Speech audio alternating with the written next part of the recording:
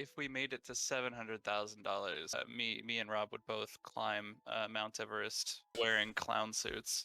Lucky Screams in the chat is saying it must happen regardless. That's stay tuned, I guess. Hello and welcome to the Backstage Plus show, the show all about the behind the scenes. These are my guests from SkyMold Studio. Would you like to introduce yourself? Absolutely. Sure. I guess I'll go first. I'm the community manager and co-creator of Kindred Fates. My name is Andrew Cravens. Hi, I'm Rob Cravens. I'm the creative director for Kindred Fates. Hi, I'm Tori Wallace. I am one of the writers and terrain artists for Kindred Fates. All right, nice. Could you maybe talk a little bit about what your game is for those that haven't heard of it before? So Kindred Fates is an open world monster battling RPG. It'll be releasing on PC and Switch sometime in 2024. And it's a darker take on the monster catching genre as a whole. So you can expect more morally gray areas for decisions. Expect a little bit more in-depth story that allows players to really choose the path that they want to go down and control like the fate of the world, but also to form bonds with their party members and grow relationships with them over time. It's a game that we have been working on for what, about like three years now. 3 years. Yep. Yeah. 2019, I guess. Yeah, started out as a programming project between my brother Andrew and I, and essentially just as a way to kind of talk about software and I was teaching him a bit of software development, and we used like Unity and C# to go through that, and then over time it became something that we were really enjoying working on and had an idea for how we could turn it into something a little bit more tangible. From there we incorporated the company, and we started working really hard at this demo to create for Kickstarter. And so your Kickstarter, the goal was $50,000, right? Yep. And I checked, and I think now it is how much? Almost 700,000. It was once you actually accounted into, because we had a PayPal link running too. It was like just shy of $700,000, which is very fortunate because not sure if you know this, a little bit of I don't even know how many people know this at this point who follow the project. I very jokingly at the time when we were at probably like 2 days left and like $500,000, I said that if we made it to $700,000, which I thought was impossible, we would both me and Rob would both climb Mount Everest wearing clown suits. Wearing clown suits. I want to see that. Yeah. We were like $200,000 away, and we were like less than 48 hours, and we got so close. So it was like a goal you wanted to achieve, but then at the same time didn't. Yeah, it was kind of playing chicken with the number. Yeah, it was a goal that I didn't think was like physically possible. Lucky Screams in the chat is saying it must happen regardless. That's stay tuned, I guess. With that many, $700,000, there's, I think it was like more than 10,000 people backing the project, right? That's right. Yep. Yeah, that must be a lot of pressure. How do you handle that? Oh, I mean, thankfully it's not something that happens all at once. You kind of build a community. I'm guessing this is in relation to the community. Yeah, I guess so. Kickstarter. Or just in general, like the Kickstarter success. I think I mentioned this in the pre-interview. I used to work on a little game myself too, and eventually, personally, what happened to me is when you make a game, it's like one big goal, right? So I had obviously not as large as your community, but a decently large community behind it, and for me, it always felt like if I don't deliver on this, I have failed, right? If I finish this game or not. So I felt like this huge pressure around that. So I wondered how you handle that. Yeah, no, that's totally understandable, and definitely something that I can say for sure that I've felt when it comes to meeting expectations and meeting deadlines, meeting yeah, I mean just player expectations in general. There's definitely a lot of pressure. Um, but yeah, I mean, I guess the same thing kind of holds true for that. Thankfully, that like it doesn't it doesn't necessarily come all at once, especially like when spreading it out over like a couple years, right? It's a smaller project, and at first the only like expectations that you have, I guess, are like for yourself or like what you have for the project. Um, and so like obviously that's like fairly manageable as long as like the scope isn't too bad. And then you slowly start to get more and more people excited about it, and expectations get a little bit bigger. But it's sort of a like boiling the frog slowly. You kind of warm up to it, or at least I feel like I did. Yeah. But I mean, no doubt, like nowadays there's a lot of people excited Yeah. for the game. We'll meet with friends like outside of work or not on Discord or the internet or whatever, and they'll ask how the game's going. We'll let them know, and they're like, can't wait to play it, and you're like, oh jeez, I don't want to let this person down. Like Yeah, that's exactly what I mean. That's kind of Yeah. why I switched to making a podcast in some sense. Also because I think it sounds more fun.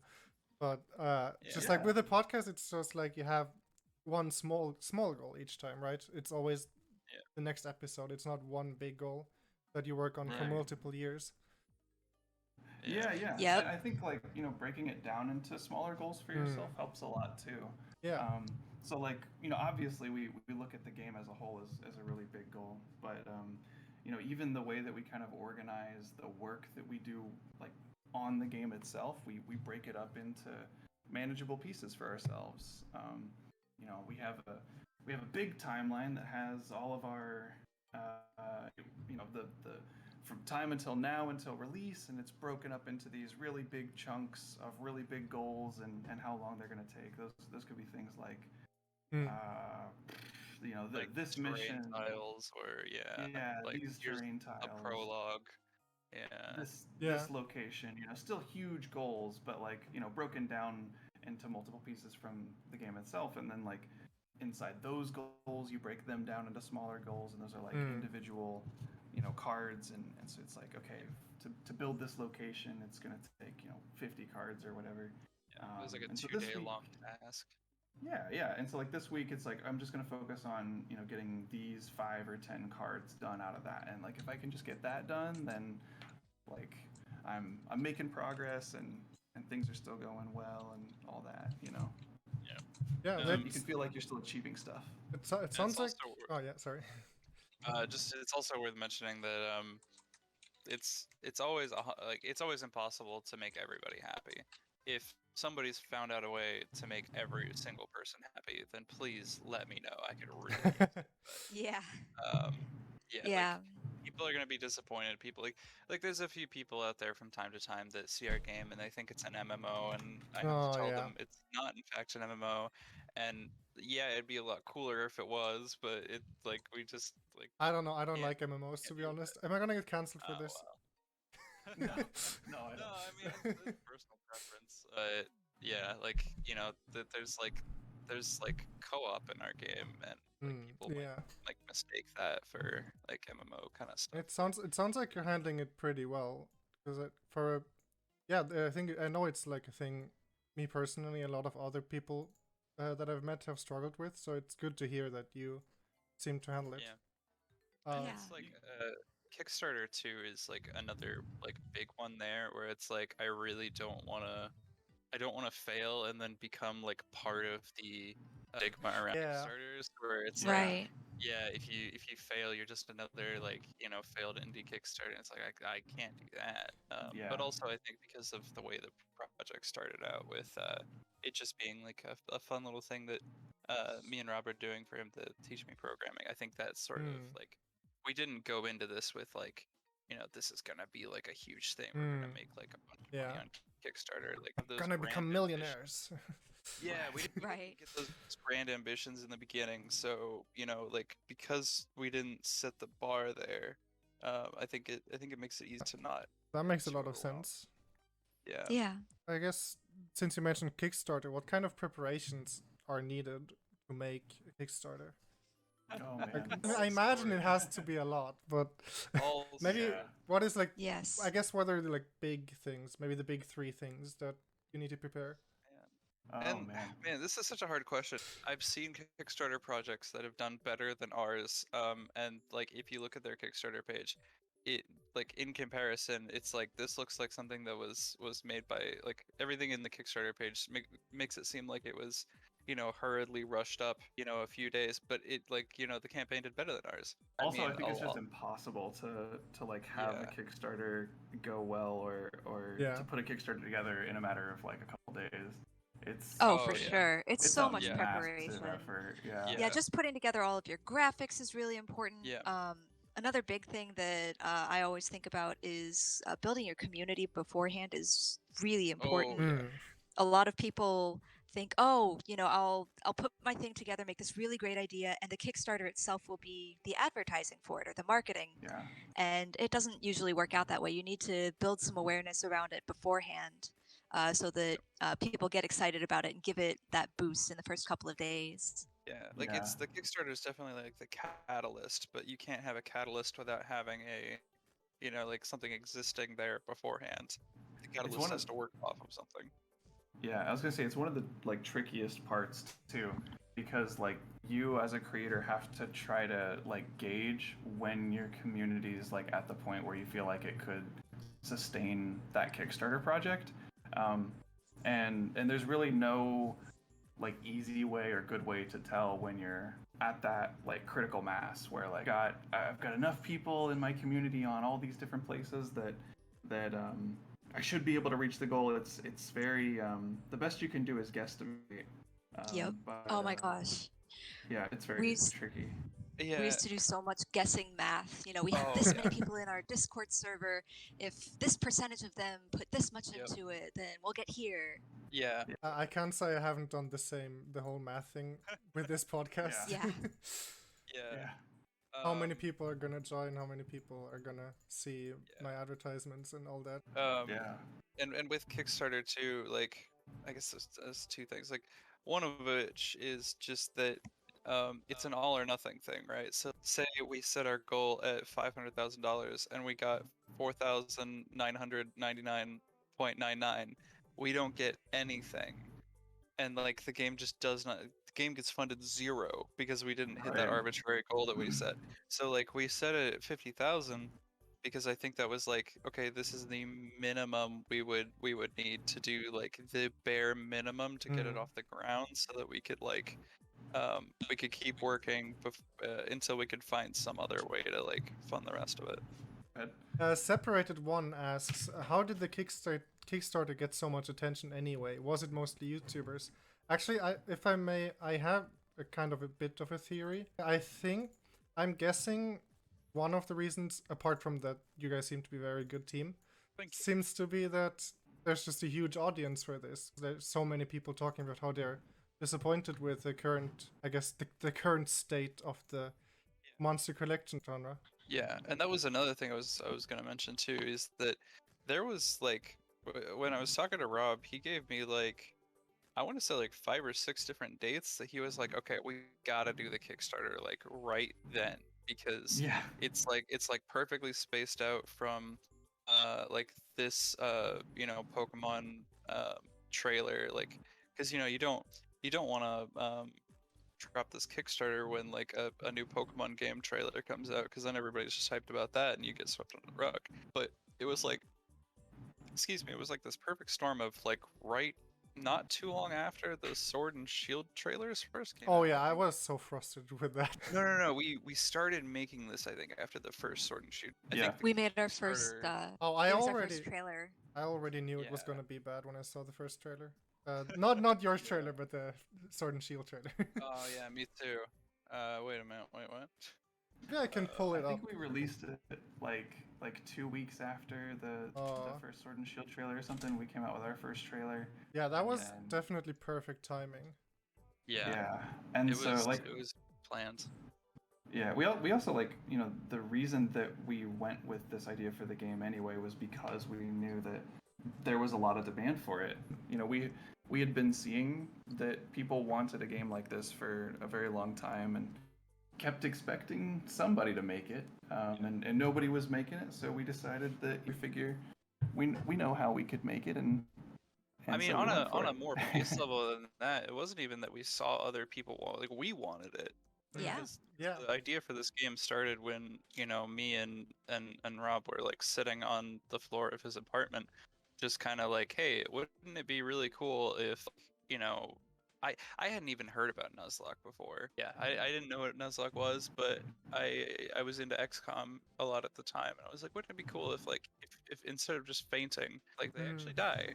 And Yep. then Rob was like, yeah, but and like, you know, what if it's kind of like a Dark Souls thing where you can like, you know, pick up their flame, and it's like, and then I was like, yeah, and then what if it's like a StarCraft 2 Heart of the Swarm evolution missions with evolution, where it's like every single time somebody evolves, you have a choice.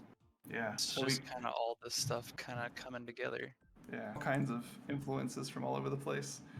But we definitely wanted to make what we were hearing that people were looking for, and you know, the overall, I guess, like the foundation was like, let's start with what we've been wanting for a long time and what we know a lot of people have been wanting for a long time, and then from there, like, how can we push the genre forward and like give people something that's you know, Yeah, that's fresh and new apart from just that. That's definitely the same sense I got when I was looking through all the features of your game.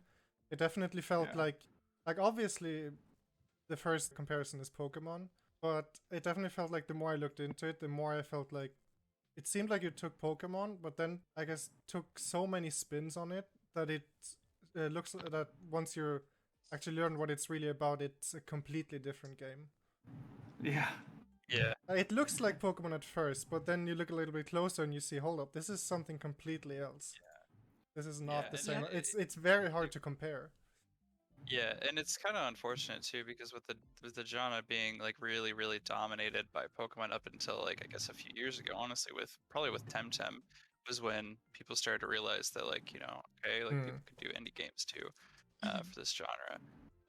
Like people see, okay, it's a monster catching game, so it's like a spin on Pokemon. Like it's trying to be Pokemon, and it's like no, but like how there's kind of no way to do a monster catching game without being Drawing summon uh, from yeah, kids from drawing it. summon from Pokemon, but also like just people seeing it and being not even just writing it off, but just assuming like, okay, because it's a monster catching game, they're trying to be like Pokemon. I mean, it's kind of like how jump and run genre came to be, right? It started out with Mario, and then people Yeah. copied it, and eventually it became its own genre.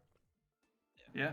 And I mean, in a lot of ways, that's kind of like the fundamentals of the creative process, right? You take something that you're familiar with and you make it your own, you remix it, you combine it with other things that you like. I mean, pretty much anything creative that you've ever done or experienced is some combination of something that Yeah. you are familiar with and that you've made your own or expanded upon or remixed and stuff. I love that version of saying it so much more than the version I've always heard, which is just like human creates. There's no such thing as creating an idea out of nothing. You're always plagiarizing Yeah. your idea from something. Yeah. It's a lot better of a way to say it. I mean, Yeah. Everything's a remix. Pokemon itself isn't really that original, because I learned Yeah. recently that actually Shin Megami Tensei came out before Pokemon, and then that is as Did it far as really? as far as I Yeah. know, that is the first monster collecting game ever. Yeah. Well, I guess no idea. demon collecting Yeah. game, but Yeah. Wow. And then like before that, like man, I used to know what Shin Megami Tensei drew inspiration from, but Yokai. is I it think Yokai? I mean Shin Megami Tensei was based on a book, right? First it was an adaptation of a book, and then they turned it into its Sounds own right. game. Yeah, that sounds right. Yeah. But yeah, but also like you can tell, and I think I've heard this before, right? The creator of Pokemon was inspired by like how he would go out into like rural Japan, and he would like collect all these different bugs that he found. He loved like having his like little collection of bugs that he would see while he was going around. So like you can see you know, the difference between Shin Megami Tensei and like how he clearly took inspiration from like insects and things like that and put that in like with things like evolution and I mean even a lot of the Gen 1 Pokemon designs too you can sell are like insectoid or couched from insectoids. This is On a. that exact same note, actually, I sorry, I No, have it's to, fine. It's I have to fine. mention this. It's too perfect. It's too perfect. What a lot of people don't know about like Gen 1 designs and where they got inspiration from, but what makes a lot of sense, like once you do know it, it's like really easy to see. They drew heavily from like kaiju movies at the time, like the 90s Godzilla movies. And so like a lot of old school Pokemon designs are like heavily inspired by these like I think Mothra was like a big inspiration for Venomoth. Godzilla is Tyranitar, like or Tyranitar is Godzilla. Kangaskhan? I think Kangaskhan and like Nidoking and Nidoqueen, they were all inspired by not Godzilla's. I think a little bit Godzilla, but there's another one. I'm not as familiar with all the monsters in Godzilla, but there's Yeah. But yeah, they're all like taking a lot of inspiration from those. Of course, not everything, but Yeah. that was a big point of inspiration. When everybody it's fine. says that like X is a Pokemon knockoff, you can just say, actually tip your fedora, push up Yes. your glasses, and say, Wait, let me. actually, Pokemon's a knockoff of kaiju movies. Fedora Kaiju hat Final Fantasy a little transparent. bit. Yes, I found a transparent image of a fedora. Nice. Oh, am I getting the fedora? Oh, I was gonna put it on myself, but you can have it. Oh, okay. Who is getting the fedora? Wait, you can make it really big and then put it over all three of us. Oh yeah. Oh shit. Yeah. The TV it fell. does. Yeah, it does kind of work really well on Rob. That's funny. Yeah. I don't know that that's a good thing. Yeah. We can have you can have it for a while, but I'll remove it later. It almost looks like a top hat on you. It A does. little bit. Yeah, look at the friggin' leave it to Rob to turn a fedora into something stylish. I don't know about that, but I mean, fedoras look pretty cool. It's kind of sad that the meme ruined it. yeah. Oh yeah. You just gotta get into like a 1920s, Yeah. mafia period piece or something. Yeah. Yep. Get all dressed up in costume. Everybody's Yeah. wearing fedoras, so then you get to be cool with it. Yeah, if you get like a cane with it, like a cane and like an actually like nice suit, not just one of those T-shirts that has like a PNG of a suit on it. You know what I'm talking Yeah. No Yeah. jeans, no cargo shorts. about? Yeah. No. Yeah. So, talking about clothing style and I guess clothing design, I'm not going to ask you about the clothing in your game, but I heard Rob would be able to hold a whole TED talk about not Pokemon design, monster design. Now's your chance. Yeah. Oh man. I should have. I guess I should have made the slideshow beforehand, but Yeah. I'll make it work. Oh man. I should have told you in beforehand. Yeah. No. I don't know. I'll guide you with imagery. I'll find something. Oh sure. There's a couple like even specific images if I could maybe find them while I'm talking about stuff. I could try to send over. Yeah. Yeah, maybe. I could look around. Yeah, there's there's a ton to talk about. I won't claim to be a any kind of like big authority on this, but I certainly have I guess a lot of opinions about what I feel like makes for good design or iconic design or memorable design, and how like we try to incorporate that stuff into the designs in our game or into the characters in our game. So I guess I'm more than happy to talk about it. I'll warn you, I could. Oh, I will stop you if it goes too long. Yeah, please. Well, I do. mean, a TED talk is like 10-15 minutes. That sounds fine. Yeah. Sure, I'm sure a lot of people would be interested in hearing. Yeah. So I guess where we started with this was thinking about the types of designs that we really resonated with and that other people really resonated with, and why. What really thinking about like what makes for compelling designs and what contrastingly doesn't, and finding patterns in those. And for me, I always felt like there had been a gradual shift in the types of designs and sort of the art style that I saw happening.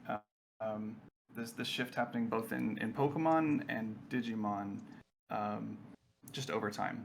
Hmm. In that, Oh yeah, like, I've I guess when noticed it that too, actually.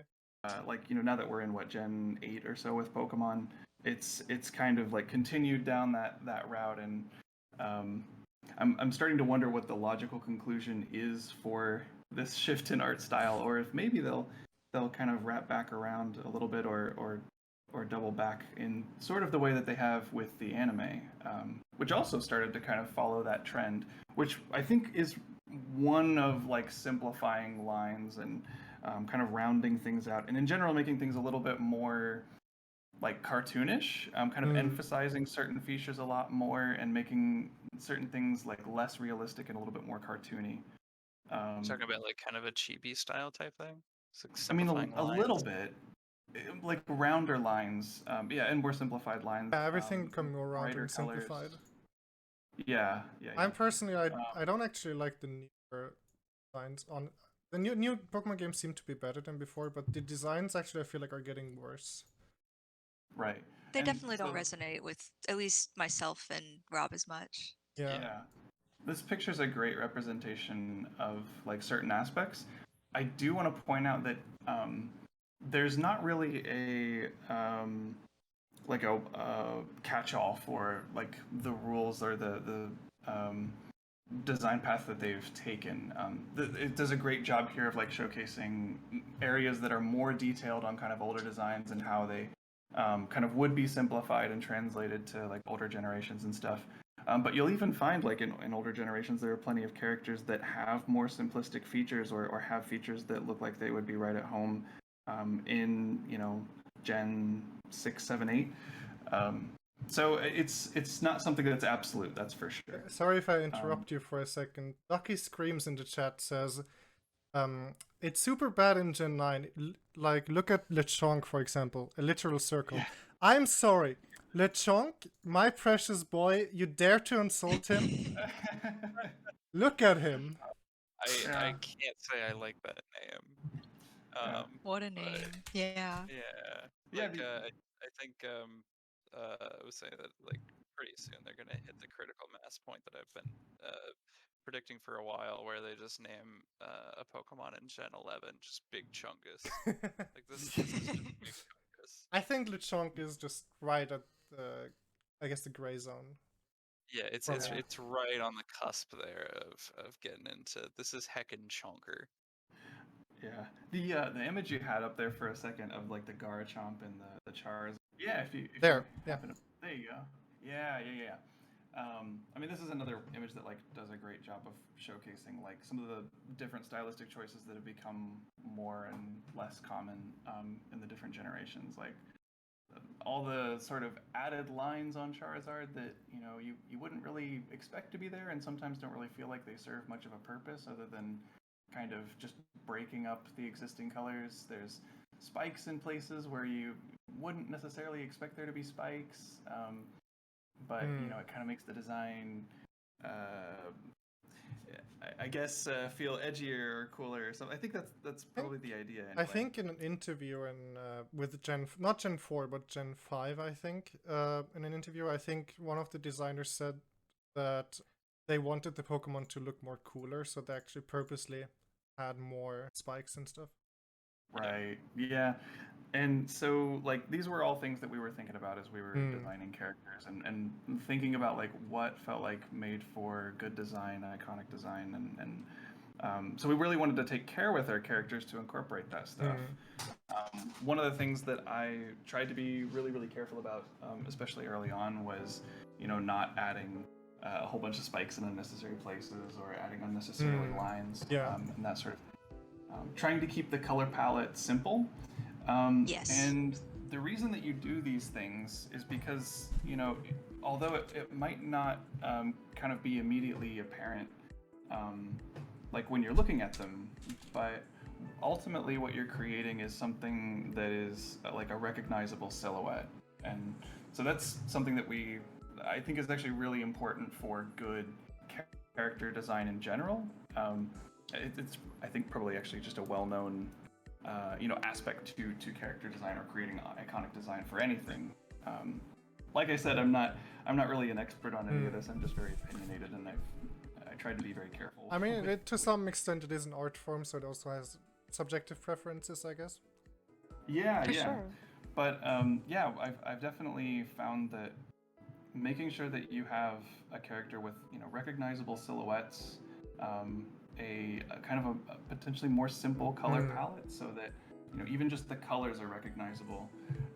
If you can, zoom really far away from your character and blur it and squint your eyes and still be able to tell it apart from other characters around it and recognize it from similar things, then you've got something really good, at least in theory. You can think about how even early generation Pokemon, I think in the GBA days, it was like Fire Red, Leaf Green, Emerald, all that stuff. You've got Pokemon sprites that are only a couple pixels, but you're still able to tell them all apart from each other because they're all very distinct. Yeah. And so there's definitely something to be said about and I think part of that design was driven by technical limitations at the time. And so that's kind of a challenging thing to try to recreate when you don't necessarily have the same technical limitations. So I guess to explain what I mean, you only have so many pixels to work with on a Game Boy Color, right? And you need your characters to be distinguishable from each other. So you have to have good silhouettes. You have to have simple color palettes because you just don't have a whole lot to work with. And so you end up creating these very recognizable characters that way, kind of by necessity. But when you're dealing with a modern game with 3D graphics and you don't have to worry about that kind of thing as much. You can have all the detail you want. You have to find similar ways to kind of constrain yourself so that you can end up with results that are just as recognizable but also lovable and cool and ultimately, ideally, iconic is the goal. Yeah. But yeah. And you can even see that in a lot of jokes nowadays of I've seen a few different sketches of this of people being like, who's that Pokemon? And it's just a random shape and you gotta squint at it really hard. And you're consulting the hand guide of all the different Pokemon, and it's it's and you're oh, okay. I guess I'll segue this back to your game. How do you decide which monsters get added out of the concept arts that you receive? So I don't think we ever turn away any concept art, right? We have Oh. an idea, and I mean, not that we always accept the first draft of everything, but we have an idea, right? And So, then I guess we elaborate. from the ideas you have, how do you decide? Sure. So I mean, there have been times, although it's pretty uncommon, where we have a design we start on, and it for one reason or another, it doesn't feel like it's working, and so we don't necessarily scrap it completely, but we'll shelve it, and if we come back if later we have ideas for it, then we can come back to it and revisit it and improve it. So that's happened from time to time. But as for how we decide which designs to go into the game or get inspiration for designs, I think it's almost different for each one, or at least for each tree. Yeah. So it kind of depends. It comes from all different places. It could be that you're we really want to have a monster that takes inspiration from this kind of thing. It could be an animal, it could be an existing monster, it could be that you have a specific ability that you want, and you need a kind of a monster that makes sense for that ability, or that would be the best user for that ability. And then you kind of start design. So there's all kinds of different places that kind of start the design process from. It just depends on the character, really. It really sucks because we have a lot of I feel like all of the designs that are known by the community right now, for the most part, are like a lot of our really like tame designs, or like our really yeah. But like, there's so many that like we're not gonna show off until release. That would be excellent to talk about right now. Unfortunately, Yeah. where it's like, yeah, it's like, hey, look at this guy. What was our thought with him? It's like, I don't know, freaking that. Yeah. Actually- we've gotten some pretty out there ones. Actually, that is perfect segue to another question. Is how do you decide which details about the game you want to reveal and which not? Oh man, that's always very tricky. It's kind of because- a back and forth between me and Rob a lot. Yeah, or me and like everybody. Yeah, Um, yeah, Rob and everybody. Everybody a little bit, you know. Yeah, it's really tricky because you want to obviously keep people updated on what's going on and let them know about the progress you're making and get them excited and all that sort of thing. But also, you're running this marathon the whole time, trying to not give everything away before you get to release or before you start to get close to release, because even like that year or like half a year before release, that's where you really want to start like talking a lot more and like revealing a lot more stuff to get people really excited and have everything like fresh in their mind then. And so like you can't like give away all of your information before that. And there's only so much that like a small team is able to do at a time. So just like making stuff to like update people with sometimes is it just doesn't work out that way. You spend 2 weeks and the dev team has to make these really important bug fixes or update the engine, and it's boring. Like nobody wants to hear about how you went from Unity version 2020.1.f8 or whatever, to 1.f1 to 2021, and you're like, it's awesome because it's gonna let us put more than 4 lights in a scene. Oh my gosh, my that gosh, was so yes. great. We waited so. Sorry, I have to cut you off. But we were Yeah. so excited when that Unity version finally came out, because we'd been Yes. going so, especially with Cavern Arena. I'm sure Tori could talk more about this because she made Cavern Arena. But yeah, like that update was so long awaited from our team, just because of the freaking light sources. Yeah, and technically we still don't even have it. But we did like all of the upgrade process that was the hard part for that. So now we're able to like make the switch, and it's very simple now. But yeah, my point being, I guess, that just you could spend 2 weeks or 4 weeks working on stuff that's like really, really important and people absolutely want for the game. But as far as like when you go to like tell people about it, it's just not very exciting. Yeah, I can definitely relate to that. When I was making preparations for this podcast, designing the logo and everything, and I told some friends about it, everyone was super excited about the guests I had planned. But and I was just like, well, what about this cool intro animation I made? Well, what about that?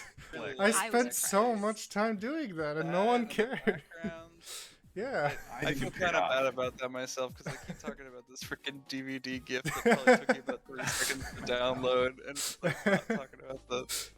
Yeah, it's No, I thought what the intro I think was as very professional. I think it's very as snappy. as the ones making a project, the things you're excited about are usually very different from the things that people watching or Yes. playing are excited about. Yeah, it definitely can be.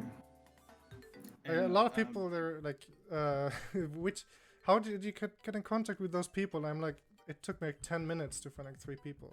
Yeah, he shot me a Discord message and I responded, and Yeah, actually, no, he shot me a friend request, and I was like, I wonder who this person is, and I accepted it. I didn't think and then you I would. was, No, I mean, like, I accept, like, I'm a community manager, so I Yeah, accept, like, okay, any that and makes all friend sense. requests. Okay, I um, usually don't accept them, so I didn't think Yeah. you would. Yeah, no, I mean, it's my job, so I do. Yeah, and the he shot me moment I saw that you had DMs only for friends, I thought it was over. Wait, what? I have DMs only for friends? Yeah, I shouldn't. Oh, I gotta change that. because I specifically Oh, okay, yeah. Rob does that because Mm. like he used to get a ton of messages, but Yeah. Yeah, I think he told me about that actually before the show. Good Used to be a thing daily to thing. mention. Yeah. Separated One asks, how many hats do you have to trade for the design doc? Oh yeah, I'm sure there's a lot of people who'd love to get their hands Or- on the design doc. So Man. that's another thing too that that's perfect hat placement. It's another thing that's like when it comes to making a game, you're ruining the game for yourself by making it. Yes. But then comes from like I don't know if it's more or less enjoyment. I guess because it hasn't released yet, but I feel like it'll be either the same enjoyment or more enjoyment seeing what you've worked on for so long and Mm. watching people on YouTube and on Twitch like their reactions to it. I mean, even just in like the Deer Dog Easter egg that we did. Oh my gosh. I mean, there was a lot of planning to that, and like by the time, I don't know, like we ruined that for ourselves, but Mm. obviously by making it, but people saw it. Like that was, I mean, it was really exciting for them, but it was more exciting for us just to see their reactions and see how happy and excited. Like we love making people happy. Like absolutely love making people happy and seeing their reactions and stuff. But to, Yeah. Yeah. It's really Yeah, I special mean- to see like something you've worked on for a long time, like actually get the attention and like love that you put into it, like getting that back out of it. It's very I mean, it's gratifying, yeah. definitely extremely. when you make your own game, the story isn't a surprise, right? Everything is spoiled for you, right? So, Yeah. oh yeah, the monsters in your game are capable of speech. So how does that affect the writing? Is there a difference between writing dialogue for monsters or compared to humans, or? Wow, Robbie, how long did it take for us to figure out? I guess this is a question for Tori too. How long did it take for us to figure out how exactly we were gonna manage not only capturing kinfolk but also trading them? Because like capturing is like okay, we can figure that out. But like, how are we gonna create a lore reason for Yeah. trading them if they're Yeah. sentient? Yeah, like over a year at least. Yeah. Yeah. to I'm pretty find happy something that with felt- the. Yes. Yeah. Go ahead. Sorry. I'm pretty happy with the decision we made for trading. I feel like there are still other pieces of. I guess we kind of call it the sentience problem. Yeah. That we still there's still little details that we We're like still to keep improving all fleshing the out. time. Yeah. Yeah. Yeah. But- Or like we'll implement a new game mechanic and it'll be like, ah, crap, we didn't think about that. Yeah. How is that gonna work? Well, we How it always comes try to forward. keep that kind of stuff in mind, like as we're building these things out, and constantly like asking ourselves, does this make sense? Like, is this gonna hold up to like review and scrutiny, and would we enjoy this explanation? Would this be a satisfying explanation Exactly. for us? Because we want the story to be compelling and not phoned in. We want the characters to be believable. So you But want you- to? Oh, sorry. I was gonna say to your question about like, is writing dialogue for monsters different than people? Mm-hmm. It's a lot more involved. That's for Okay. sure. Yeah. Yeah, we like when it comes to writing for any of the characters in the game, it's definitely more involved than like a linear story is, because you have all kinds of branching decisions that you can make and branching paths you can take through conversation. So even just kind of like laying that out is a little bit challenging, because when you're writing, you can't really write like linearly. You have to write one route of the conversation, and then you introduce like an option for the player to kind of go one way through the conversation or another way, and then you have to sort of write both any follow-up things that the player could say and any responses that whoever they're talking to can say. And then Sometimes you work backwards though, don't you? Like you're like, okay, there's these are the outcomes I would want the player to have out of this conversation, and then it's like, okay, I need to work backwards in order to it's true. yeah. Yeah. You kind of have an encounter in mind, and you're like, well, I want the 3 different outcomes of this encounter to be like this, and then you start looking at like, okay, how do we want to create those paths, or how even like easy do I want it to be for them to have this outcome, and what barriers do I put in the way for them to like to be able to go that route. That always, you know, helps to make things interesting too. But yeah, for like the kinfolk themselves, because they are like oftentimes part of your party, like we don't want them to just feel like we want them to actually feel like part of your party, as opposed to just like in your backpack and you never hear from them, and you only like get them out to fight. Like we want them to actually interact with the story. And so that adds its own like layer of challenge and complexity. So not like in Pokemon where you put it in the PC box and then it rots there in hell forever. Right. And unfortunately, we kind of have to have a system like that because, but it's like, you know, and then that's another thing where it's like, you know, people are going to expect this kind of mechanic from a monster catching game because it's a monster catching game. You're going to have to have some kind of PC, right? But like at the same time, it's like, how do you make that work in the lore? I mean, Pokemon kind of wrote around it. I think in the anime they showed that when you send it to the PC, apparently you actually send it to the professors, and then they like take care of them. But they actually, that's the one thing they actually did manage, but I don't think many fans know about it. Yeah, but then also it's like they show the professors and whatnot. It's like, well, where are the millions of Pidgeys that I've been catching? That's true. They addressed that in one of the episodes of Pokemon. Ash catches like, I don't remember how many Tauros, like some. Yeah, that's the one I was referring to. Yeah, and then he goes back to the professor, and they're like all there. Oh my gosh. Yeah, and we do something similar. Separated One says Pokemon Sun and Moon had an island with minigames that all box Pokemon go to canonically. Yeah. Oh, that's right. Yeah. Did anyone play Pokemon? Was it Pokemon Ranch for the Wii? It was like a kind of like never heard of it. Predecessor to was it Pokemon Home that they have now? I mean, not really at all. It was more like an experimental kind of thing, but essentially it was. I think it was it came out around the same time as Diamond and Pearl. Everyone knows what's up. Pokemon Ranch. I've never heard of this before. Yeah. So if you put every really Pokemon on it, I think it was like Gen 4. Yeah, it was Gen 4. If you put every Pokemon on it, like I think you got an Arceus. I think it was there was like hidden little Easter. Yeah, you would connect your game to it. Maybe it was Mew. I think it was Mew. I don't remember if it was Mew or Arceus, but it was like it was one of the two. Because it was a way to legit get Mew in Diamond, Pearl, and Platinum. But yeah, anyway, you would send your Pokemon to Pokemon Ranch, and I don't remember if they would gain XP or not. They might not have, but anyway, you could interact with them here, and it was really cute. And I think the version of Pokemon Ranch that me and Rob had was like absolutely like filled to the brim. Like there were so many. Like the game lagged really bad. How many we had in there.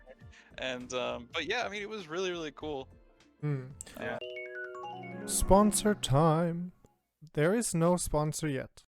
But if you are a company and are interested in sponsoring this show, you can contact us as backstagepluspodcast@gmail.com. That is backstagepluspodcast@gmail.com. And if you are a viewer, you can support us through our Backstage Plus Patreon. Patrons will get a shoutout at the end of each episode, as well as exclusive early access content. Now back to the episode. I don't really have a good segment for segue to this, but I'll just ask it. So your game's region is called Hinterlaken? Hinterlock, yeah. Yeah. So is that potentially inspired by Interlaken? Because it sounds very similar. To Interlaken, Switzerland. I also heard you're taking inspiration from that place. So. Yeah. So it was like the primary source of inspiration for some of the major like geography. And so it was like a good starting point for like what do we want the rough shape of this region to be like, and you know where do we want to base the culture of this game. Did you also take inspiration from the like architecture and stuff? Yeah, you looked at some of the concept art. You can see there's kind of like Bavarian architecture. Yeah, Bavarian. Hmm. So it's like, yeah, there's But also yeah, I some mean, there's, like chalet-inspired architecture. yeah, and I think Tori is it? Do you have a botany degree or is it It's environmental science. environmental Hmm. science? So, Yeah. So yeah. yeah, so you have all the flora in the game is you have a flora document that's probably I joke a little bit but not a ton. That's probably as thick as the design document. Of like all the plants that could be stretched to be in that environment. Yeah. So I actually I bought this document. It's called a flora, and it lists every plant that lives in a certain area. So I Hmm. bought one for Switzerland, and I used that Yeah. as a reference to pick out what our real world references would be for all of the plants.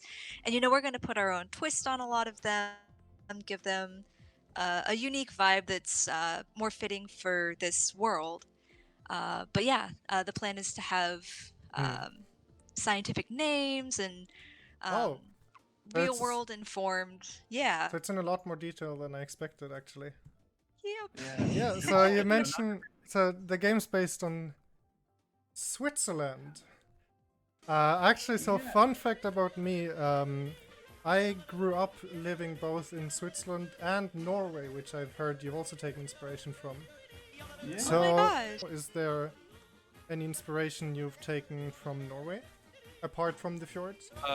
It's funny you should mention actually, because when we were first looking for a spot to base the game world off of, what we were looking at originally, I think we said that we wanted to do it in the mountains, just because, one, we really like the look of mountains, but two, like, it also kind of lends itself well to a game world, because you have these like natural barriers, and also the shift in elevation kind of makes it nice to have a little like bit of varied Verticality game. and stuff. Yeah, verticality, like different scenes and whatnot. But and it also, when you're up on a mountain, it gives you a really nice view of like everything else.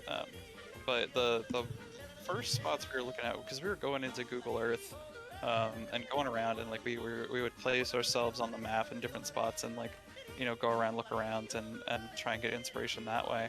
And so the first places we were looking at is in Norway and Iceland, and then the Faroe Islands. And for a while, it actually seemed that Rob was like pretty dead set on the Faroe Islands. Yeah. For the game space, and We then definitely like still take inspiration from those areas too. Like Absolutely. Oh yeah, for sure. there's at least one town that we plan basing very strongly on, like the Faroe Islands, and but we also take a lot of like inspiration from areas like Ireland and like Nordic countries like Norway you mentioned. Yeah.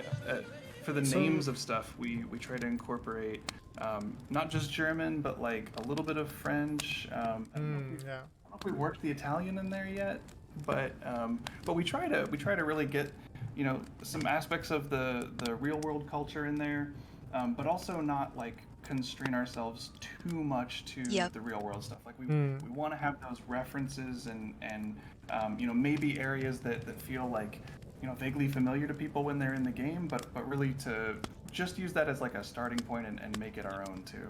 Also, it's Yeah. really dangerous for us to do that, because I don't think any of the three of us have ever been to Switzerland. Oh yeah, before, that's so, like, actually definitely that don't- was actually my next question. Is have you ever been to Switzerland or any of the European countries you've mentioned? Yeah, we'll No. be visiting it soon actually. Yeah, that Yeah, we that was do. also a question. Yeah, I was we gonna do ask, actually like, have do a you plan. plan on going there to find Yes, inspiration? yes. We for Absolutely. a long time we've planned Yep. on going to Interlaken. All right. Yeah, I think I will be there next year at some point. All right. So in the meantime, we just virtually fly over there. Yeah, Yeah. Yeah, we have done a lot of looking around in Google Maps and a lot of like research, and of course, Oh, yeah. Oh, for Tori's sure. on. So I guess back to Norway. If I may leave one suggestion, something I felt like might actually fit really well into your game would be Northern Lights. I think it fits very well in the atmosphere. I'm It gonna have definitely does. it definitely does. Yeah. So that was just my Yeah. my chance to put a little suggestion there. I would say wait, it's so- a very, very good suggestion. Is Yes. that just? I know this doesn't like we could still put the Northern Lights in there regardless, but like the Switzerland doesn't experience. the Northern No, Lights, they right? don't. They do experience Sahara sand. Ah. Very Really? unrelated, Oh, sure. unrelated, but it's very interesting. Yeah, that is interesting. Huh. So sometimes in the year the sky becomes very yellow and something this car gets filled with sand. Wow, that's really interesting. Yeah, Yeah. I guess it comes from the Sahara, like it blows Mhm. over or something. Yeah, it blows Wow. over. Or That actually was- it's Sahara dust. But Okay. Yeah, that was one of the few environments that we were like, hey, if we base it in Switzerland, we can get all these different biomes. Probably the only thing that we won't be able to do is desert.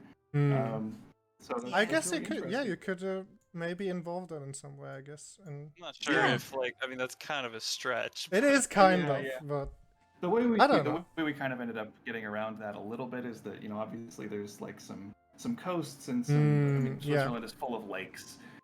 So having some kind of beachy, not like tropical, but you can have some Yeah. sandy areas there. I mean, obviously there is Sahara dust, but it's not like it turns into a desert suddenly. Right. Yeah. Yeah. Perhaps an Yeah. ability. I don't have any segues anymore, unfortunately.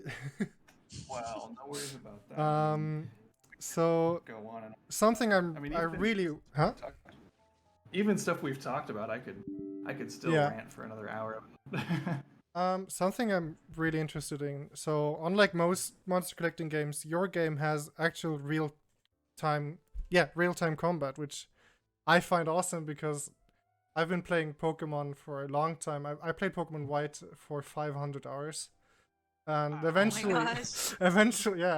eventually I grew a bit frustrated that they never try to change anything, and I personally hate turn-based combat. So the question is, are there any specific challenges when designing real-time combat Oh my for a gosh, monster oh, collecting game that you wouldn't have if it was turn-based?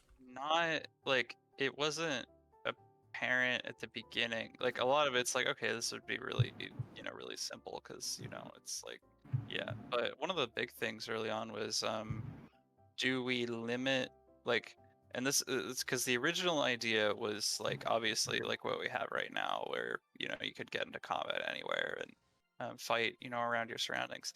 Then I forget exactly what it was, but there was like some either technical or we thought we were gonna be like limited by design somehow, and we were like, crap, how do we do this? So we had a bunch of different like ideas of like, okay, maybe it transports you to like a bubble, and like you fight in the bubble, but it keeps the terrain that's around you.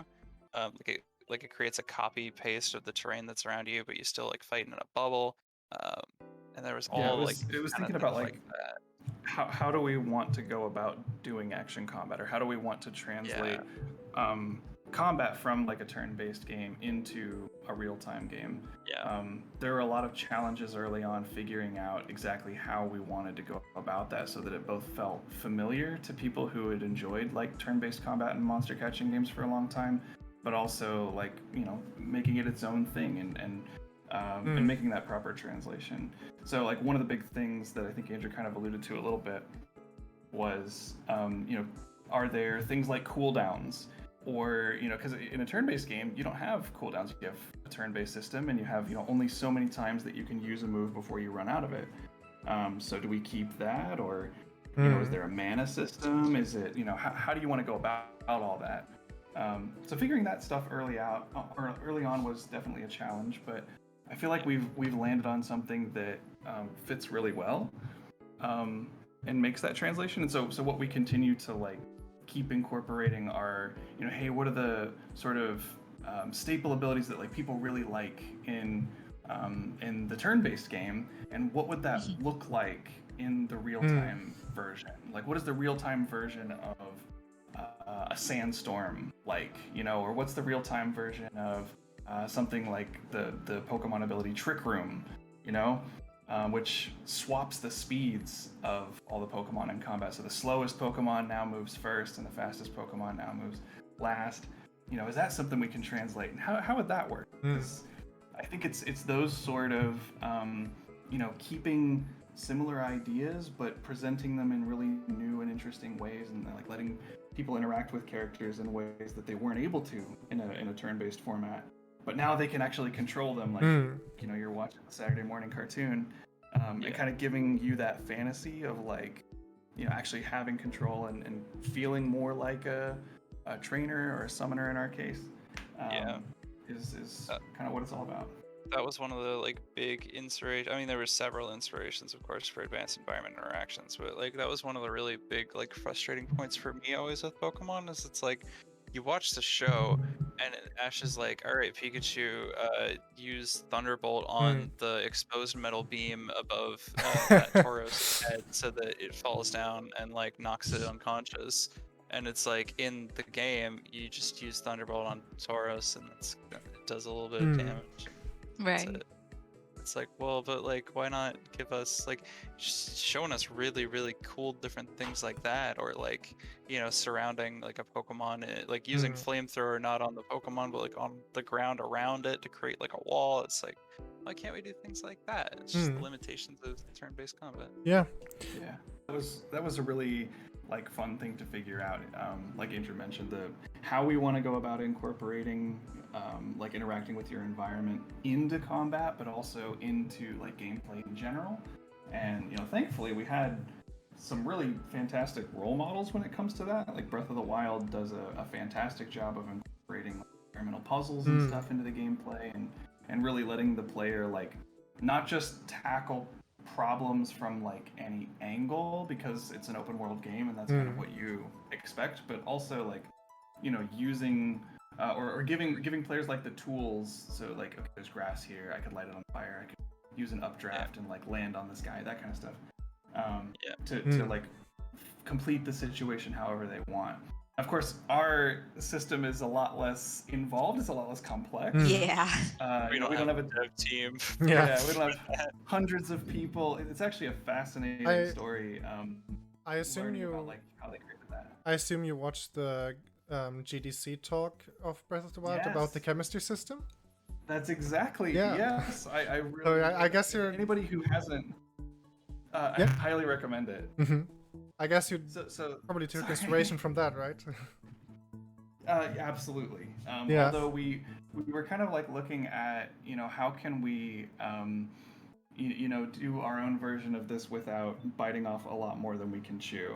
What are the most important elements here, and the most important pieces of functionality that would give us tools to create these interactions and let players solve problems in interesting ways without, you know, actually creating the entire physics and chemistry system that they've got going on, which is, you know, seriously impressive, but quite a lot, especially given, you know, given everything else we have that we're tackling. It's a little more than I think what's realistic for our team, at least right now, but that's okay. Yeah, we got plenty to do. I don't know if you're allowed to say this, but how does the money from the Kickstarter generally get used? Or just in general, what kind of expenses can someone expect when they want to make a game like this? Way more than you initially I was going to say literally that, like more than you So, is it mainly freelancers, or do you buy assets, or what does it look like? It depends. A lot of the, I mean, so like everybody who's on the team is like a freelance contractor or of some trade or another. There are, you know, certain things that like when you're, especially like us, if you're building a game in Unity, you've got access to the Unity asset store, and so for certain things, that can be a really helpful tool that you have like at your disposal. Things like, you know, even just making a save system, or creating like the foundation for how you want to do decision paths for your AI. You know, they've got solutions on there. Command system for like QA testing, I think. Console commands. You know, all kinds of stuff that like we can code, and like there's not really any harm in doing it that way. It would just take a lot more time when like there's out of the box solutions that like work just as well as what you would do, and so you can just spend $40 on that, and cool, now we've got console commands, and that'll help QA out like a ton, and you don't have to spend weeks developing it. So for certain things, if there's out of the box solutions that work for our purposes, like we can get those, but for everything else, we've got talented developers and artists, and we roll our own wherever we need to, for sure. Yep. Definitely, I think we really try anything that's especially anything that's like visual, like we have like our artists make for us. Like we're not gonna go to the Unity store and be like, yes, this is what the player looks like. This is Right. default character number 2. We're gonna buy for $15. Like we're I think anytime we use the asset store, it's for either things like that, or like I think like what's the newest terrain tool that you guys have been using a lot of recently? We've been working with Gaia a lot. It's been Gaia. fantastic. Yes. Yeah. Oh my Yeah, there's gosh. some terrain things where there are already existing assets that are really useful Yeah. I was to gonna say, roll our too, own for some of that. Yeah. and I think you're probably going to get into this, but I just want to clarify, like before you start, like that's not to say we don't use placeholders from time to time, because it's really helpful for development. Like We use tons of placeholders right now. Yeah. So like you might like I think the trees in our game right now are a good example of that. Like we have placeholder trees in at the moment, but we're commissioning like actual models for them, so that we have our own unique models for that stuff. Yeah. But at the same time, it's like the developers need, or even the terrain sculptors, like we need to be able to like put these assets down and make sure that it's performant, make sure that it's working well for the level design, and like sometimes you just don't have those assets on hand right away, but you need a way to like test that and make sure it's working. So definitely we have placeholders and use those, and it's a good tool to use for that stuff, but we want to make sure that our game doesn't look like it was just everything was bought off the asset store. Yeah. For sure. Thankfully, one of our really talented programmers, Joey, he's got a little bit of a Unity store problem, and whenever there's a sale, he seems to snatch up like just about anything and everything. So it seems like a lot of the times we're like, yeah, so we really need a placeholder for this, and he's like, yep, already got it, bought it 2 years ago, Yeah. it works. Yeah. Like, oh, Or there's okay, some Joey. tool that we need, and he's like, I already bought it. But I didn't mean to cut you off about the terrain stuff, though, Tori. There's some really cool stuff to talk about with that, too. Oh, no, I didn't have anything else in mind to say. If you want to okay. start me off on something. Well, I was thinking about like all the stuff that we've been doing with Gaia, and like how big of an impact that's made on the quality of the terrain, and just like the look of the game as a whole. That is been definitely huge. true. Yeah, so what's cool about Gaia is that it comes with these high resolution stamps of different terrains. So, you want a specific kind of mountain or a river valley or mesas or anything like that. They come in really high detail, and you can alter them in all kinds of different ways. We're still toying with it a little bit to figure out exactly everything we can do with it. It's very robust. There's a It lot. is. It's great, and it ends up generating these wonderful, detailed shapes that would take so much time to do by hand, even if you could, which I don't think a lot of them would be possible with You'd have the to have Unity like terrain decades of tools. experience, I think. Yep. Like decades. So you've to got that get aspect. similar results. Yeah, you've got that aspect of it that's really nice, and then it will auto-generate the textures, so the colors that everything is, based on criteria you set up. To clarify that a little bit, like you put in your textures that you're using, and then like it's not like it's actually generating the textures themselves. You put the textures in the artist creates. Yeah, you just tell it where to go. Yeah, so you can say like when the elevation gets really high, everything above this elevation, go ahead and like cover in snow. And when the elevation's below this point, like make it all sand, because that's below the water line. And so it like takes care of like all that kind of stuff.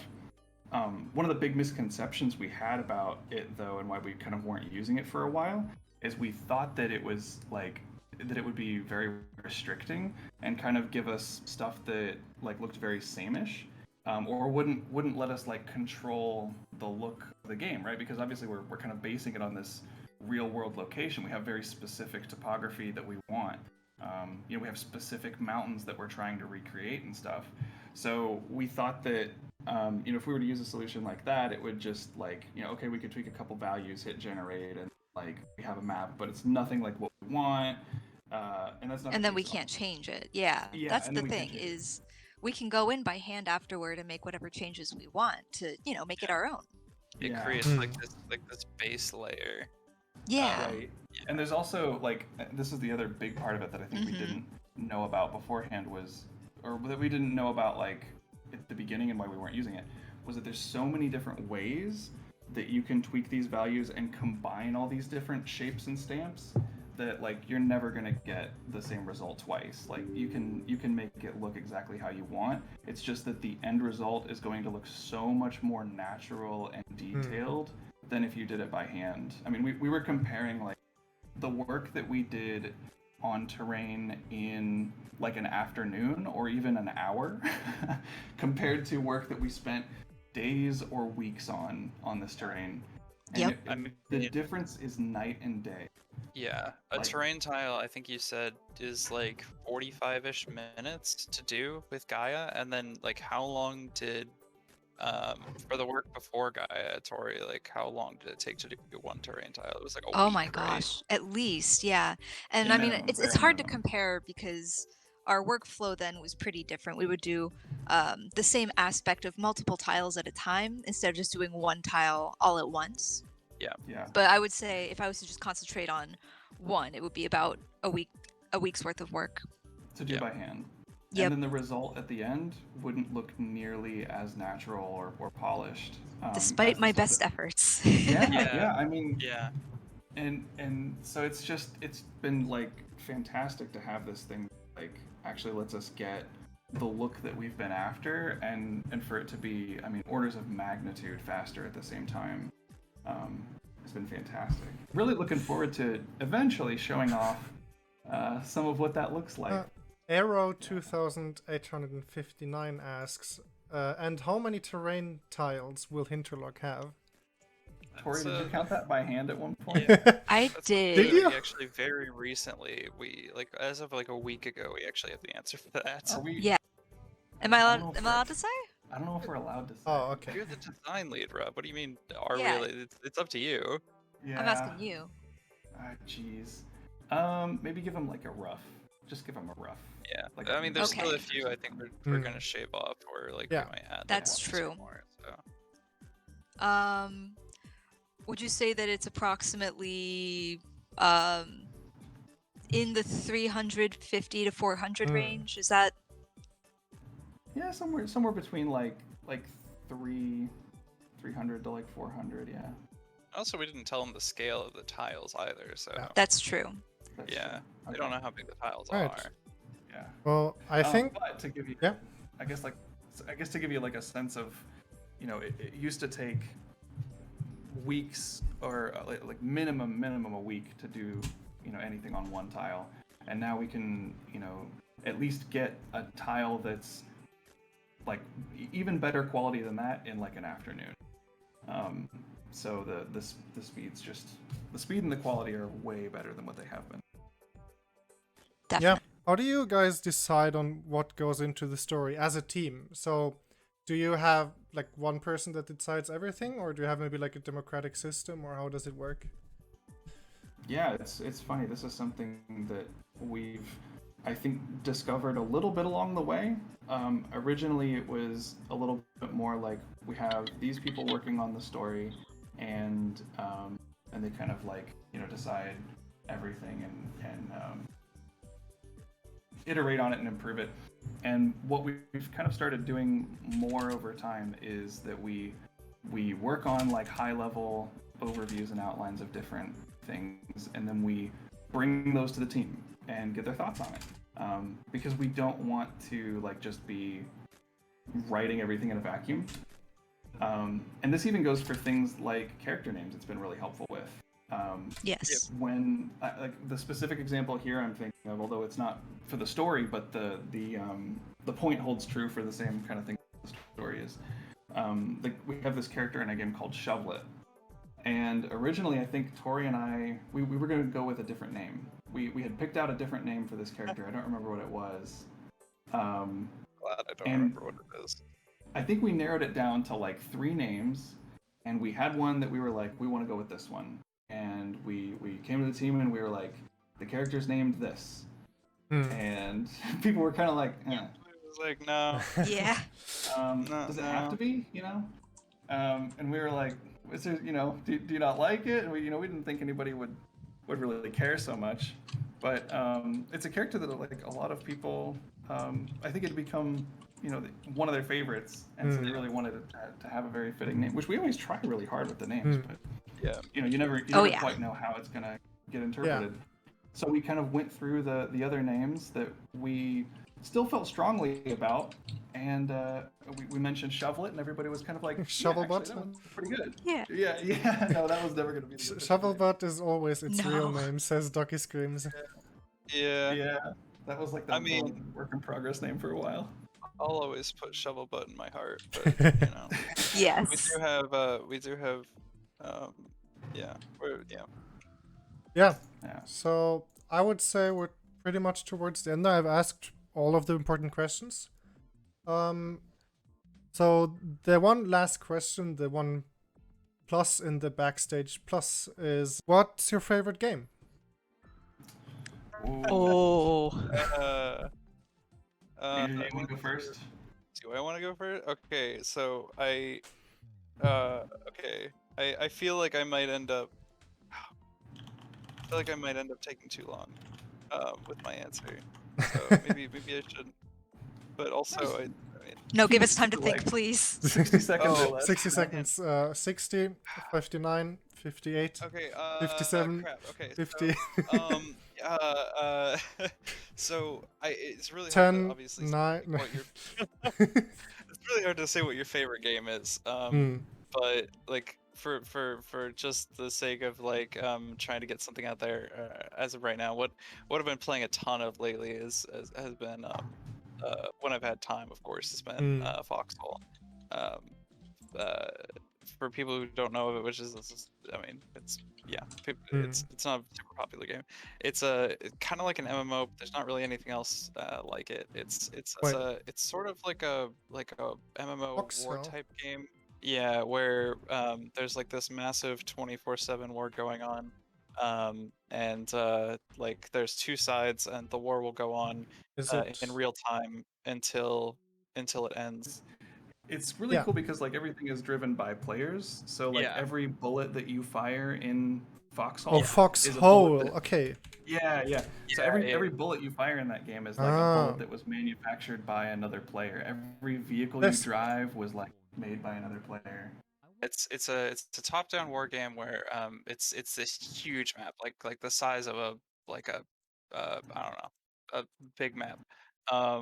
And it's like there's tons of players on it constantly, and it's a war that lasts for I mean the longest ones have lasted for like over a month in real life, and it goes until one side wins, and every single gun, every single bullet, every tank, every artillery shell, it's all made and transported by players, and it's a real sense of camaraderie. I've never been a part of a community quite like it, and it's some really fantastic people there, and it really feels like you're doing some great work when you're playing. It makes you feel like you're a part of a bigger whole. Yeah. I think for me, it's my go-to answer for a long time has always been like Little Big Planet. Oh. 3 or 4? I forget which. I think it was 4. Probably, you know, a little bit of like a hint of things to come. I just really enjoyed making games in that and being kind of, you know, make stuff that other people could enjoy and play. And probably got a little bit too ambitious for like some of the tools in there at certain points. At one point I tried to make like a MOBA in Little Big Planet, which is a pretty challenging thing. Mm. But Yeah. thankfully Yes. they have dreams now, which is Oh, also yeah. fantastic, and it's like Little Big Planet on steroids. So Mm. I really love that too. Pokemon Leaf Green will always have a very, very special place in my heart too. Yeah. But yeah, second Andrew, it's very difficult to choose a Yeah. favorite game. When Rob got Leaf Green, my parents bought me Fire Red, and Oh, I could that's not read when I perfect. started playing it. Yeah, Oh, I was playing Fire Red before I could actually read. Oh, actually, I was able to read when I got my first Pokemon game, but unfortunately, back then in Norway, we didn't get any translations yet. Oh no! So I Oh, was all wow. in English, so I didn't really understand a lot. Ah. Small editor's note, it wouldn't have mattered anyway, since I don't usually read dialogue in Pokemon games. Yeah, That's a bummer. I bet that helped you learn English though. It did to some degree. Second editor's note, he's lying. Yeah, That's I think your cool. English is a lot better than my Norwegian. I sure hope so. What about you, Tori? Oh boy. I think my first answer has to be Undertale. Oh yeah. And I'll preface this, I guess, with saying I don't tend to play a whole lot of video games myself. I love watching other people play them. I Mm. really engage with them a lot. But Undertale was one of the first games that I played entirely for myself, and I'm really glad for that because I really connected with a lot of the characters. I'm sure this doesn't come as a Mm. surprise. I went the pacifist route. Thank God. Judging by your Yeah, avatar, I feel like you're a cold-hearted killer. I know, It right? does kind of look like that. That, actually, I do want to mention that's Yarn Doki, a fan made that Mm. Oh my and gosh, sent it yeah. to me, which is A and very it's like kind heart. one of my favorite It one of my favorite possessions. I believe their name was Aomi Shijoe. I think that's right off the top of my head. does have a Um, bit of the cold stare, wouldn't you say? I You want to guess. run die today? Yeah. But yeah, so Undertale is probably going to be the top of the list for me. It's a very emotional game, Mm. and I loved making friends with those characters. I also didn't play, but really enjoyed watching through the Metal Gear Solid series. Oh, yeah, Um, that's fine. it's just so fun. Mm. Yeah. Metal Gear Solid 3 in Oh my particular gosh. is just Yeah. fantastic. Yeah, I Yes. mean, yeah, the whole series is really great. It's also interesting, like imagining that there's also kind of a reality or something where we got Metal Gear Solid and that was kind of the end of it. Um, Mm. because like the creator was kind of expecting the series to end like at every point after Metal Gear Solid. So Yeah. every one of those games he made after Solid, he Yeah, expected to be the last one. Mm. and if you play it with that in mind, you can realize where it's like, oh yeah, he tried to wrap up the story there, and Yeah, he's like he kept Yeah. going. He keeps trying to wrap everything up, but he keeps making And like that's amazing games. that yeah. anime fans can probably relate. Oh, Yeah. yeah. Yes. And then, unfortunately, the series did end in the middle of production of Oh Metal my Gear gosh. 5.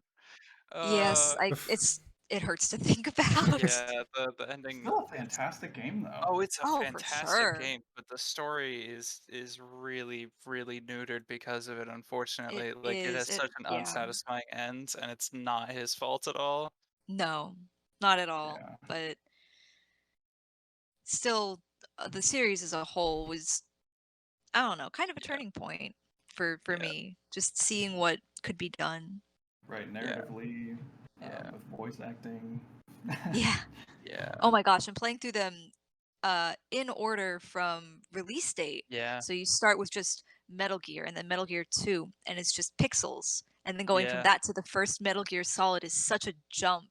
Yeah, Yeah. It really and then makes you the appreciate tieback it. in Metal Gear 4, that Yeah. brings you back to shout. Yeah, I don't know. I don't want to I think spoil it for people who haven't played it, but it's got to be one of the most satisfying series to like play through from release order to the finish, like out there. well, I think it's fantastic. Yeah. satisfying if you don't play Well, 5. no, I mean even 5. Like as Yeah, long as no, you no, I go know. into 5 like knowing Yeah, with the like, some of the expectation. history, Yeah. yeah. Um, There's also, I think, like some looking into it that you can do online where I forget, it's it was the released like somewhere. yeah, the what they plan to be the final boss fight has a cinematic that that's out there on the internet that you can watch, and Yeah, it does give a more satisfying ending. But yeah, it helps um, to Yeah. wrap things up a little better. yeah, but because we've talked a lot about what's your favorite game, Ice Cube? Oh, my. Yeah, it's too For Bruce. putting me on the spot like that. Yeah. Right back at My you. favorite game, it's not really a game I enjoy much anymore, because I've played it so much that it's gotten kind of boring. It's Yeah. obviously Pokemon White, which I've played for 500 hours.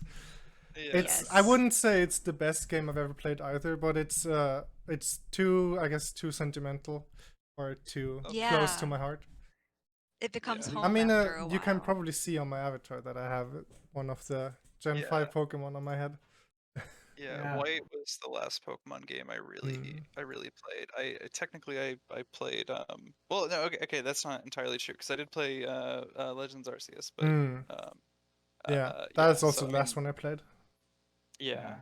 but Gen 5 was ever one of my favorite gens also. yeah. Mm. Yeah. Gen 5 was definitely when I started to like it was when I really started to get Mm. like feeling Gen of 5 was my saminess. first Pokemon game ever. Was it? Oh Yeah. wow. Wow. Nice. Yeah, Yeah. my first one was Leaf Green, and Mm. I think I got Sapphire after that, and then Emerald, and then everything from then on.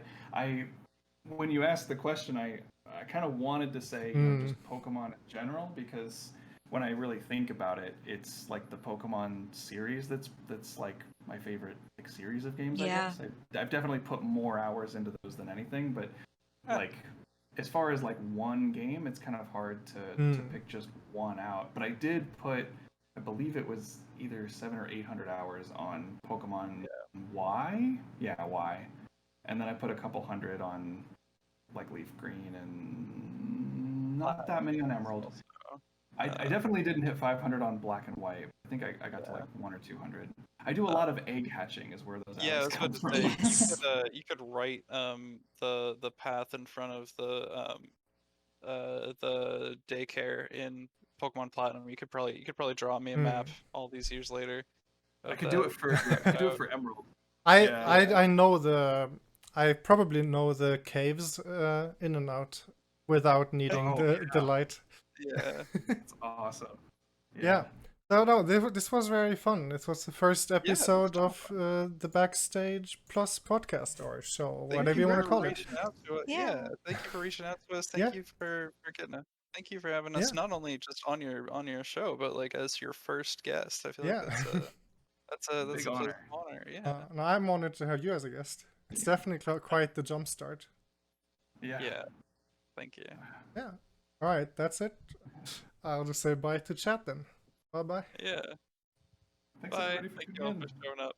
Thanks, guys.